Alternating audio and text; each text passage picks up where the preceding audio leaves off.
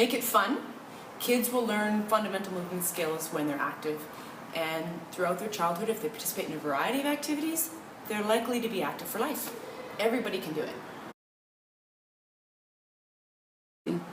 Just mostly the logistics side of things, coordinating groups, getting to the schools, working with the schools and their teachers and what their formats look like so that we can work together. Kids playing all the time. Hi there, my name is Kirk Linton. I'm the Vice Principal at Holy Spirit School. We've been involved with a physical literacy project with Sport for Life Cochrane and Leah Norris, and I've been asked to respond to a couple of questions about physical literacy at Holy Spirit School by Leah, so I've chosen to do this by video here. So the first question was, what is the most important thing that you've learned about advancing physical literacy from a process perspective in your school? So I guess to say, we would start off by saying just that we're early on in the process. We're just still kind of getting our feet wet with the process. We've learned a lot about physical literacy this year. We've had some speakers in. We had Dr. Dean Krellers. We've had Leah Norris come in a few times. So we've learned a lot about physical literacy, and now we're at the point that we need to start thinking about how to incorporate it more into our classes. So we've been thinking about that, and we've been using it in both our gym classes during structured physical literacy or physical activity times, and also with our recesses in unstructured physical activity times. We've also started to look at some options for indoor recesses, which we have a fair amount of since we live in Canada. And so we've been looking at different options for how we can use some of the physical literacy stuff at indoor recess as well. We have a teacher here at the school who has recently taken on the role of physical literacy champion, and she's going to be working with Sport for Life Cochrane next year to support physical literacy in Holy Spirit School. We formed many partnerships with different organizations, and we've run a health fair, which has also helped to forward some of the ideas behind physical literacy.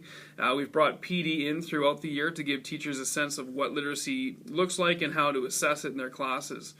For next year, I think we'd like to go deeper. We want to continue to build on the work that we've done this year. We want to continue to make physical literacy an even bigger focus in the school and just help it to grow as a part of who we are as a school. The second question is, what changes have you noticed in teachers since we've started promoting physical literacy? I guess the first thing we've noticed is an awareness of physical literacy skills that goes beyond a focus on just teaching a sport or a game in gym class. We're starting to see some more curiosity from our teachers about how they can assess and build on physical literacy skills in class. So what it actually looks like. How can I assess that? How can I assess physical literacy from year to year? How can we work together as a school to make sure the students have the skills they need to be healthy adults? And how do we make sure that they leave grade 6 with what they need at that developmental stage?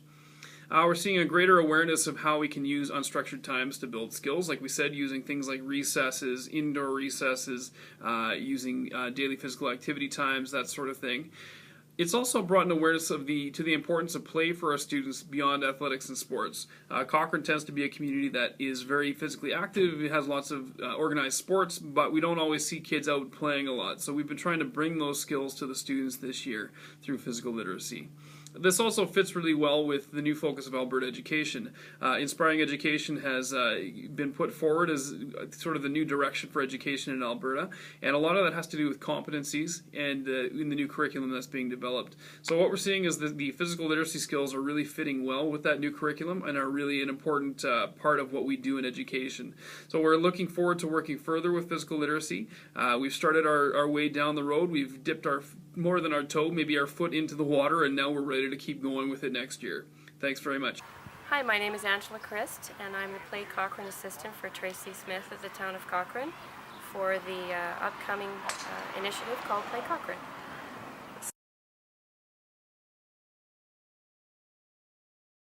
Well, I'd known Lindsay for a number of years, and we crossed paths a little while ago, and we were chatting about, well, how do you become an Olympic athlete? How did you get there? And she talked about, it started with her story of being a student in the Cochrane school system for 12 years. And she had done absolutely every sport that there was. She did soccer, basketball, volleyball, badminton, track and field. So she became a physically literate individual. And then the rest of her story is she was driving a tour bus at Canada Olympic Park, and she was so enthusiastic about telling the tourists about what was going on, that somebody said to her, well, Lindsay, why don't you try it? Why don't you do it? And she said to herself, sure, why not?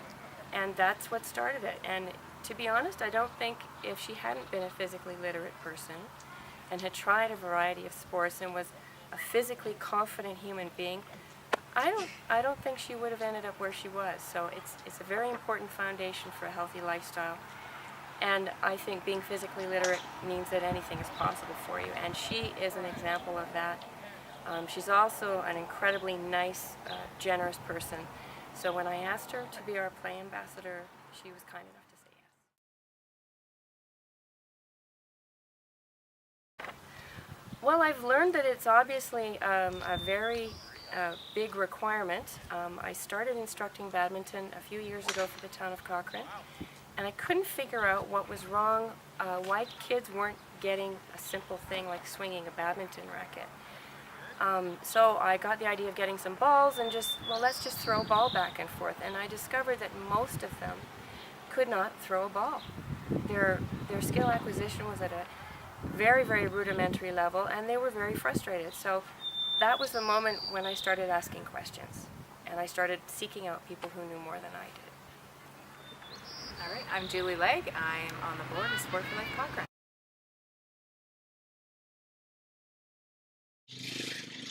I'd say patience is virtue, and if you build it, they will come.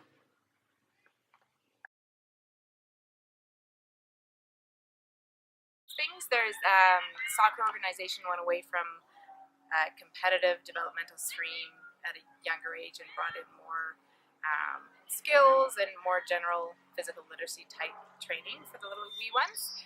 And probably also just around the language. I'm not hearing physical literacy being used, but everything that physical literacy entails, you just hear people talking about it, and they're just asking, how do we help spread the word?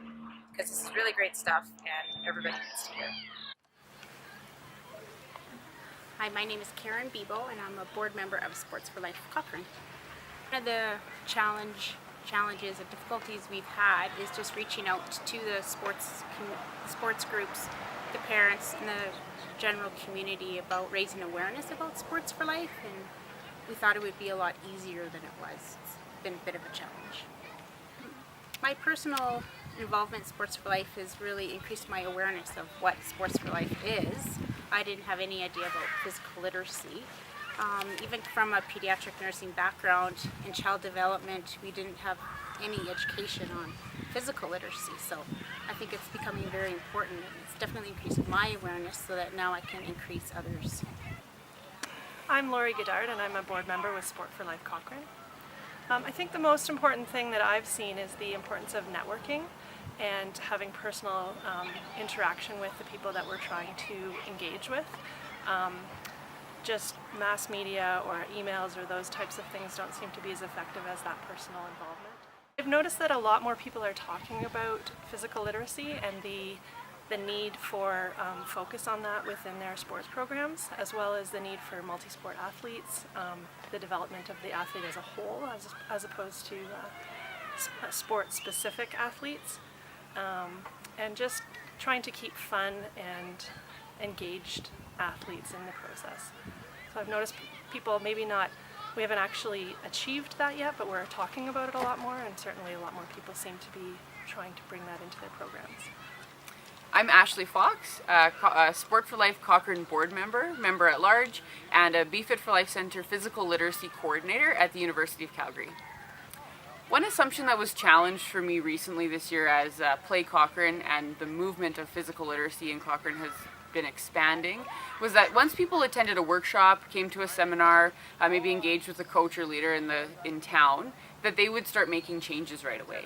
And I'm learning that the information gathering and the time it takes to really become informed is crucial, and that we won't necessarily see action right away, and that follow-up or continuing to connect with these people will make a larger impact, but it will take time. Great. A key focus or a key element, I believe, to keeping this momentum going is that we don't let people do this alone, and that we know that if they can find value in the passion that they have or where they're connecting with this, so if it's as a parent, if it's as a teacher, perhaps they see it in the community elsewhere, they're a coach, if we can connect with them there and see where this change can happen in a small increment, that the greater good will happen and that change will follow suit.